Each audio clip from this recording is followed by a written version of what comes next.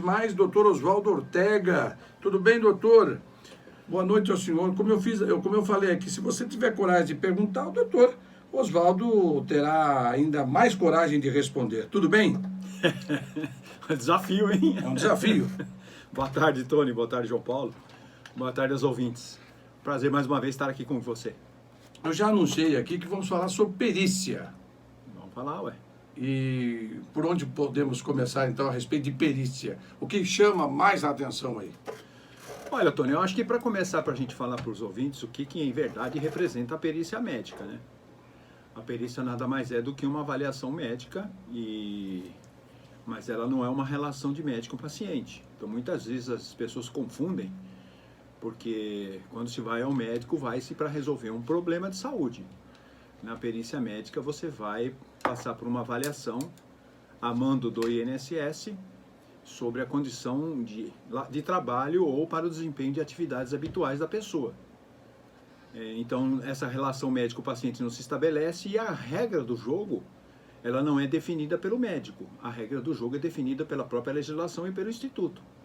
Então, há alguns parâmetros que são muitas vezes desconhecidos pelas pessoas. Então, quando a pessoa às vezes pretende o benefício e acaba por algum motivo ou outro não dando certo, a pessoa tem uma tendência natural de achar que o problema está com relação à avaliação médica. E se esquece que existe toda uma legislação por trás, toda uma formulação do seguro social através de vários decretos, através de várias instruções normativas, onde o médico avalia e fala sobre a incapacidade. A questão do recebimento ou não do benefício já foge da alçada do médico, porque isso depende, como eu disse, dos próprios critérios do INSS e da legislação. Como o sujeito que está lá na frente atendendo é o que a pessoa vê, a pessoa tem uma tendência natural de achar que está lá para fazer ruindade, ou que o perito não é bom, ou que o perito está lá para prejudicar, e em verdade não é nada disso.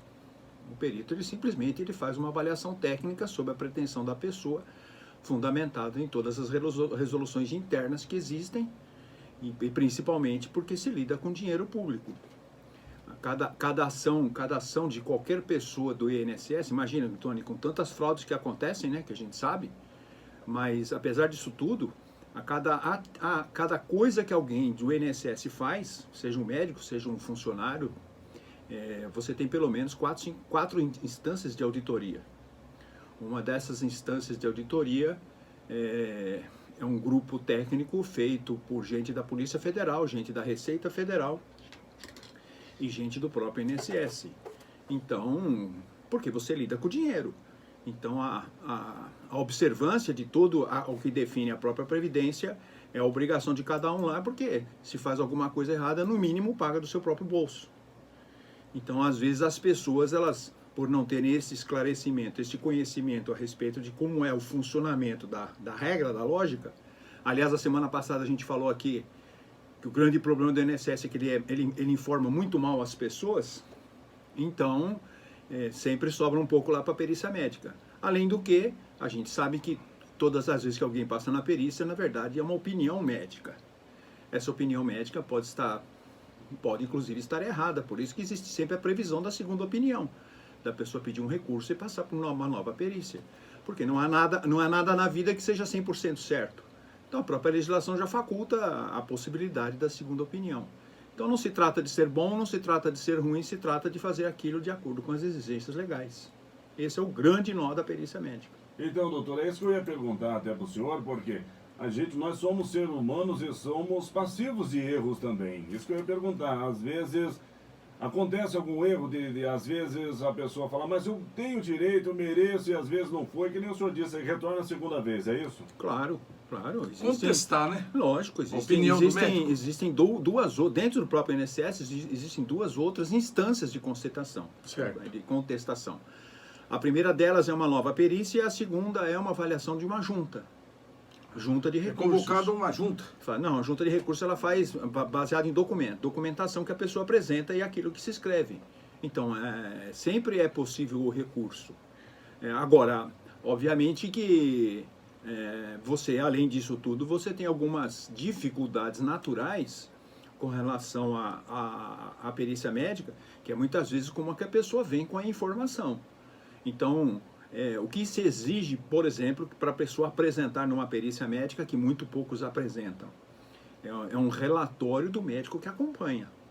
Então, como o perito ele não tem uma noção das condições de saúde da pessoa ao longo do tempo, porque a pessoa vai lá, você examina a pessoa, você conversa com a pessoa, você vai ficar com a pessoa 15, 20 minutos examinando a pessoa, mas existe todo um histórico por trás que a pessoa não apresenta, porque os médicos não fazem um relatório. O médico muito mal dá um atestado, e um atestado para perícia médica é muito ruim, porque é uma conversa de médico com médico. Então, se você não tem a condição plena de saber todo o transcurso da doença da pessoa, muitas vezes a avaliação fica prejudicada. O que às vezes vem é um atestado de um médico dizendo que está incapacitado por 60 dias, mas que você tem que traduzir isso naquilo que o INSS exige. Porque se esse atestado fosse a última palavra, não precisaria passar na perícia. Então quer dizer que quanto mais exames, mais laudo médico, melhor é. Na verdade não é, João Paulo, não é nem o exame. Na verdade o que precisa é um relatório médico condizente, contando a história da pessoa. É isso que se exige. Inclusive existe uma resolução do próprio Conselho Federal de Medicina que diz que todo paciente, quando pede alguma coisa para o seu médico para apresentar na perícia médica, o médico é obrigado a fazer um relatório. E o médico não faz o relatório. Então ele chega lá com um atestado, ele chega com um laudo de exame, e isso para a perícia é muito ruim, porque ela não tem uma dimensão do todo. Porque ali não se trata de se manifestar sobre condição de saúde, se trata de se manifestar sobre capacidade laborativa. Para as atividades de vida comum, porque é possível benefício também para a gente que não trabalha. Já é uma outra dificuldade na perícia, que são os facultativos. Mas, enfim, o que se exige sempre é um relatório médico condizente. E as pessoas, uma grande parte das pessoas não apresenta os documentos adequados.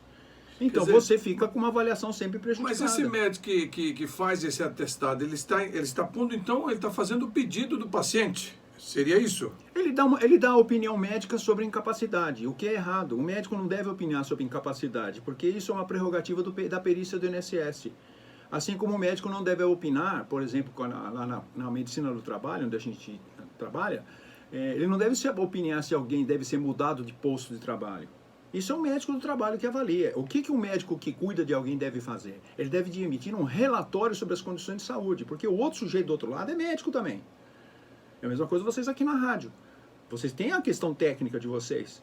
Você conversando com o João Paulo, vocês vão se entender muito bem. Eu que estou escutando aqui, eu vou entender mais ou menos a conversa de vocês. Porque existe uma questão técnica da conversação. Então, o médico, quando se refere com outro médico, ele fala diferente, ele explica a doença. O outro entende a doença, mas o problema é que o médico não faz isso. O médico dá um atestado. O médico, eu sempre falo assim que cuidado para os médicos. Quando a gente dá aula para médico, eu sempre falo assim, cuidado quando você, num documento, você coloca para outro uma obrigação. Uma obrigação. Então, eu como médico que estou cuidando da pessoa, que eu vou falar que o outro está obrigado a fazer alguma coisa, eu estou passando por cima de várias outras coisas. Então, primeiro, o INSS, o perito, ele está condicionado à regra do INSS. A medicina do trabalho está condicionada às normas regulamentadoras do Ministério do Trabalho. Eu, como médico que cuido de alguém, eu não estou condicionado a nada disso. Então, eu preciso pensar muito bem quando eu vou falar que alguém está incapacitado para o trabalho. É mais fácil eu falar que a pessoa precisa de um tempo de recuperação. E deixa a perícia, deixa o médico do trabalho resolver, porque cada um no seu pedaço. Então, quando a pessoa recebe de um médico que cuida dela um atestado, por exemplo, de 60 dias, já complicou a vida de todo mundo para frente. Porque ele afasta a pessoa, ele fala para o empregador que a pessoa não pode trabalhar 60 dias. Mas quando chega lá na perícia do INSS, às vezes essa pessoa não tem direito porque ela sequer paga a Previdência direito. Então cria uma confusão danada para todo lado. E como a pessoa vem com uma expectativa do seu médico, aonde vai dar a confusão? Vai dar confusão exatamente no INSS. No perito. Vai dar confusão no médico do trabalho. Então esse é o cuidado. Então todo médico, quem for passar qualquer coisa com perícia, o que tem que pedir para o médico não é um atestado, é um relatório. O médico tem que contar a história para outro médico. Então quando um leigo lê um documento de um médico para outro médico e entende, é porque não foi bem feito. Que não pode entender. Não pode, porque é conversa de médico com médico. Técnico. É técnica a conversa. Então ele vai falar, olha, essa pessoa aqui tem assim, porque você tem pessoa assim. Vamos pegar um exemplo prático para todos os ouvintes entenderem. Vamos pegar um sujeito que quebra a perna. Sim. Tá certo? Então quebrou a perna. Uma coisa é o sujeito na roça quebrar a perna. Tá certo? Outra coisa é o sujeito que é escriturário quebrar uma perna. Porque dá de convir que o escriturário, dependendo da situação, ele pode trabalhar. Porque ele trabalha sentado. E o da roça não. O da roça não. Agora, vamos supor que esse sujeito que quebrou a perna é estudante. O sujeito com a perna quebrada estudante é capaz de estudar mais do que se não tivesse a perna quebrada. Porque com a perna quebrada ele vai ficar quieto no canto. Então, e todos são segurados no INSS. Então, para o sujeito que é da roça, ele recebe um benefício de 90 dias, pela mesma perna quebrada. Para o sujeito que é escriturário, ele pode receber um benefício de 30 a 40 dias, que tem tabelas. Ele também tem direito, né? Também tem, claro. Mas ele não vai ter o mesmo direito do sujeito da roça. E o sujeito que é estudante não tem direito nenhum, porque ele não está impedido de estudar. Mas ele está recolhendo. Mas ele está recolhendo, mas ele paga o seguro de acordo com o vínculo dele no seguro. Você quer ver uma situação que é passiva aqui no Brasil? É a dona de casa, que paga bem. O seguro, o INSS, por princípio, ele é laborativo. Ele é para o trabalhador. Só que o Brasil permite que pessoas com 70, 80 anos comecem a pagar INSS. Eu cheguei a fazer uma vez uma perícia de uma senhora que tinha pago INSS durante 1 ano. Cumprido o período de carência, ela foi lá. Com 78 anos, ela foi passar na perícia para ver se pegava um benefício. Foi o que eu falei para a neta dela. Eu falei, você está trazendo a sua avó aqui, com 78 anos, para a gente falar que ela não pode trabalhar? Não está aí negócio meio esquisito? É, tá. Falei, então, não tem como avaliar uma pessoa desse jeito. Então, aquilo que a pessoa consegue fazer com 78 anos de idade, então, as coisas relativas a essa idade, ela não tinha impedimento. Mas confunde a cabeça de todo mundo. Mesmo porque o papel, quando sai assim, a perícia não comprovou incapacidade laborativa. Como é que você não comprova incapacidade laborativa numa mulher de 78 anos? E aí? O papel está errado. A pessoa, quando vai ler, o que ela lê? Nossa, o perito falou que minha avó com 78 anos pode trabalhar. Isso está errado na Previdência. Previdência informa muito mal as pessoas, ela trata todo mundo Mas menos teria pouco. que ser de que jeito, então? A pessoa não está incapacitada para a atividade comum dela, de 78 anos. A pessoa com 90... olha, no Brasil é possível uma pessoa com 90 anos começar a pagar o INSS. Com 90 anos. E é capaz, depois de 1 ano, ir lá no INSS e pedir para se aposentar. Então, na verdade, é falta de informação, né? É falta de informação e a lei também é mal feita. Porque essas pessoas, só no Brasil se permite isso. Por exemplo, nos países, na Espanha, se você não entrou no sistema previdenciário até os 55 anos, você não entra mais. Você não tem como entrar depois de 55 anos. Porque aquilo que você pagar não compensa aquilo que você vai receber. Você vai para assistência social, se você não tiver dinheiro. Aqui no Brasil você pode entrar a qualquer tempo. Você pode nunca pagou INSS. Quer começar a pagar com 70 anos? Pode começar a pagar. E quando der 180 contribuições, com 85, aposenta por idade. Se for mulher. Tá vendo como o negócio é esquisito? E isso tudo bate na perícia. Mas mesmo com essa reforma aí? Mesmo com a reforma. A mulher com 15 anos de contribuição, ela se aposenta por idade. A idade mínima hoje para aposentar por idade para a mulher é 60 anos. Se ela começar a pagar com 70, com 85 ela aposenta por idade. E o homem, se começar a pagar com 60, com 80, nunca pagou. Se começar a pagar com 60, quando fizer 80, aposenta por idade. 20 anos de contribuição. E tem a idade mínima de 65 anos. Então, como é que... E essas pessoas, elas vão na perícia médica. Então, aí vira confusão mesmo. Porque você está falando com uma pessoa de 80 anos que pode trabalhar. Você não está falando que pode trabalhar. Você está falando que a pessoa não tem impedimento para aquilo que ela pode fazer com 80 anos. Isso é uma diferença grande.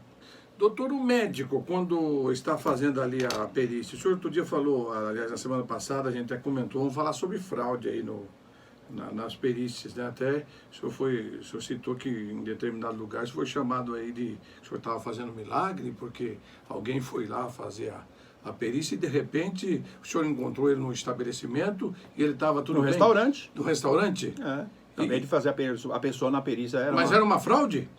Mas a pessoa na perícia é completamente maluco. Uma mulher doida, surtando, gritando com todo mundo, louca. Aí eu cheguei no restaurante e ela comendo normalmente. Até perguntei para a pessoa falei assim, nossa, esse restaurante seu aqui é milagroso. Milagroso? Porque ela as falou, pessoas chegam aqui e curam. Tony, olha... Mas tem fraude? Muita. E o médico consegue... Algumas vezes sim. Mas acontece, Tony, como é muita gente fraudando, olha, quanto dá de fraude? Né? Não é o Brasil, os estudos internacionais. Talvez o Brasil seja um pouco mais, até por características do próprio povo. Você vê essa confusão toda que está acontecendo aí agora com o negócio do auxílio do Covid. Certo. Tá Estão certo? fraudando também. Mas as é contas. isso aí. Bolsa Família, tem gente que recebia Bolsa Família que é funcionário público. É funcionário público recebendo Bolsa Família. Então isso aí chama-se... Mas como que consegue, doutor? Tudo aqui dá um jeito, Tony. Sempre conhece alguém e dá-se um jeito. No INSS é a mesma coisa, sempre se dá um jeito. Então a fraude é muito comum. O quanto de fraude? Mais ou menos em torno de 30% a 35%. Quer dizer, de cada 10 pessoas, 3,5 fraudam. Ou é fraude de um documento, ou a pessoa simula doença. É muita gente. Mas onde está o erro aí? Tá no médico? Tá em todo mundo. Tá em um médico que dá um papel errado, tá na pessoa que simula doença sem estar doente. Tony, comigo aconteceu aqui, de 2 pessoas, não foi nenhuma, 2. O sujeito vai com muleta, vai embora e deixa a muleta para trás. Tem que chamar a pessoa de volta e falar, você não vai pegar sua muleta? O cara vai de muleta. O cara vai com gesso no braço, sentar com o braço quebrado. E para descobrir que o braço não está quebrado? Você tem que fazer o exame baseado no raio-x. Mas essa do braço quebrado, não é que é é muita gente. Tá bom. Muita gente. Muita gente simulando problema de coluna, muita gente simulando problema do ombro. A pessoa não movimenta nada, o ombro, nada. Você manda tirar a camiseta, o cara tira a camiseta normalmente. Depois o ombro não dá para examinar, porque a pessoa não consegue mexer. É muita gente. E o que acontece? Lógico, tudo tem o erro. Tudo tem o erro. Não existe nenhum médico perito que nunca fala assim, errei. Você sabe que você vai errar. Você está lidando com gente. Tudo é subjetivo. A avaliação é subjetiva, os documentos são subjetivos. Mas o problema é que tem muita gente que vai lá com o princípio do enganar. Aí você está lá sentado, você está vendo o que está acontecendo. Na dúvida você acha que pode ser uma fraude. Só que você como que está lá na ponta, você é o responsável pelo dinheiro. Então você tem que comprovar, o que o INSS exige? Que a pessoa comprove, ela tem que comprovar tacitamente aquilo que ela alega. Então quando ela não comprova, quem faz uma perícia e propõe uma incapacidade na dúvida, corre o risco de pagar, de devolver o dinheiro. Eu cheguei a ver médico devolver o dinheiro. Cheguei a ver. Faça um processo e o cara devolve todo o dinheiro do benefício que a pessoa recebeu. De ser responsabilizado na Polícia Federal. Tem tudo isso. Lógico, gente. Então não é brincadeira. Então quando o negócio não dá certo, o que é a tendência natural das pessoas? É sair xingando. Mas o sujeito, como é que a gente pode imaginar o seguinte? A pessoa, não estou defendendo os médicos nem os peritos, que eu sei que está cheio de coisa errada. Tá tudo certo, é questão só de aprumar o jeito de avaliar. Às vezes até a própria competência de fazer a perícia. Tá tudo certo, isso é assim mesmo. Mas não dá para se imaginar que um sujeito vai levantar às 5h20 da manhã, como eu levantava, para chegar em Avaré às 7 da manhã, e que eu vou levantar às 5h20 pensando no caminho, hoje eu vou ferrar um monte de gente. Não pensa isso. Não, claro que não, gente. Você continua sendo médico. Você continua sendo médico. O que o médico quer? Ajudar as pessoas, mas só que você vai ajudar de acordo com a regra do jogo. Você não pode inverter a roda. Primeiro que não é você que faz a lei. Eu acho até que tem um monte de lei que devia ser mudada. Mas quando o senhor está fazendo ali a avaliação, né? A avaliação, ali depois de feita a perícia, o senhor já sabe se aquela pessoa vai ter o benefício ou não vai ter o benefício? O benefício em si não, mas você sabe que você já disse se tinha incapacidade ou não. É porque geralmente fala assim, daqui uns dias você recebe uma cartinha. A pergunta que eu estou fazendo, doutor Ortega ali, atrás da mesa, já está sabendo se tem ou não tem direito? O direito não, mas você já definiu a incapacidade, porque às vezes é problema de pagamento. Porque o sistema, o que ele cruza? Você tem que colocar na perícia, chamar um negócio chamado data de início da doença e data de início da incapacidade. E isso tem a ver com carência. Então, vou te dar um exemplo. Você tem um carro, certo? Você bate o carro. Sim. Você faz o seguro depois. O seguro não vai pagar teu carro. Então, quando lá alguém for apurar e falar, não, o Tony bateu o carro antes do seguro, você não leva o seguro. É a mesma coisa na doença. Então, com a gente lá, o que acontece? Quando você define as datas, às vezes você não sabe a questão dos pagamentos da pessoa. Quem faz isso é o sistema. Mas você já sabe da incapacidade, porque você tem que colocar, está incapaz ou não? Você já colocou. Aí a pessoa fala assim, mas eu vou receber o benefício? Aí depende do sistema, daquilo que o sistema faz a conta dos pagamentos. Porque está tudo no computador. Mas então, tem uma pergunta aí, viu, Dona Silvia? Tem aqui, deixa eu fazer a pergunta. Boa noite, Tony. Queria saber por que uma pessoa que tem convulsões epiléticas toma muitos remédios e não conseguiu arrumar um emprego devido às convulsões, mesmo com os laudos médicos afirmando o problema, foi negado o benefício no INSS e paga o INSS dele já faz 4 anos e ele tem 22 anos. É a Cida que está fazendo a pergunta. Então, mas essa é a pessoa, que normalmente a dúvida é essa mesmo. A pessoa está falando de doença. Mas a gente não está falando... Ela tem uma doença, convulsões epiléticas. Mas vamos falar da incapacidade. O benefício não é por doença, o benefício é por incapacidade. Qual que é a ocupação dele? Se ele é facultativo... Mas com convulsão se pode trabalhar? Mas ele não trabalha, ele está pagando porque assim, uma coisa é a relação de trabalho, outra coisa é o benefício. Então vamos supor, a pessoa tem crise convulsiva. Sim. Ela começa a pagar como facultativo. Tá certo? Porque ela não consegue entrar no mercado de trabalho. Mas ele não conseguiu arrumar, né? Não conseguiu. Vamos partir do pressuposto, sim. Esse menino não conseguiu emprego. Não. Ele começou a pagar no facultativo. Sim. Ele começou a pagar no facultativo já portador das convulsões, certo? Sim. Como é que eu posso dizer que ele está incapacitado para uma coisa que ele está capacitado para pagar o benefício? Entendeu a jogada?